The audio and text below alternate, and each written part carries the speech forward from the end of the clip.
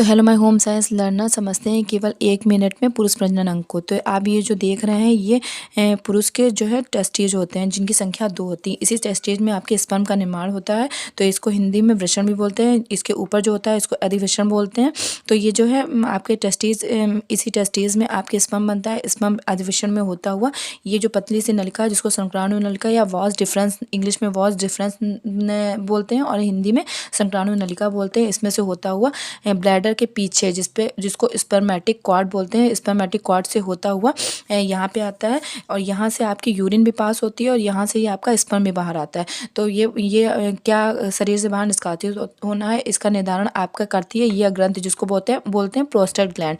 Prostate gland निर्धारित करती है कि कब आपका यूरिन शरीर से बाहर आना है, कब आपका स्पर्म जो है शरीर से बाहर आना है। उसके बाद में जब प्रोस्टेट ग्लैंड को से अनुमति मिल जाती है तो स्पर्म इसी यूरेथ्रा यानी मूत्र मार्ग से पेनिस के रास्ते शरीर से बाहर निष्कासित हो जाता है। और आप जो इस तरीके की जो है इन टेस्टिस के दोनों ओर, चारों ओर एक पतली सी झिल्ली होती है जो उनकी सुरक्षा प्रदान करती है जिसको बोलते हैं स्कॉर्टम।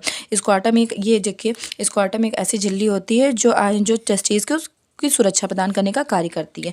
तो आपने क्या देखा, आपने देखा कि यह संख्या में दो टेस्टिस हैं। इस टेस्टिस में स्पर्म का निर्माण हुआ, स्पर्म गया आपके अधिवृषण में, उसके बाद में गया संक्राणु नलिका में, उसके बाद में स्पर्मेटिक कॉर्ड जिसको शंकुरज्जु भी बोलते हैं जो ब्लैडर के पीछे होती है, शंकुरज्जु के माध्यम से ये मूत्र मार्ग की ओर गया। मूत्र मार्ग में थी प्रोस्टेट ग्लैंड। प्रोस्टेट ग्लैंड ने यह निर्धारित किया कि कब यूरिन जाना है, कब आपका स्पर्म जाना है। उसके बाद में अनुमति लेने के बाद में स्पर्म मूत्र मार्ग यानी यूरेथ्रा के माध्यम से पेनिस के थ्रू शरीर से बाहर निष्कासित हो गया।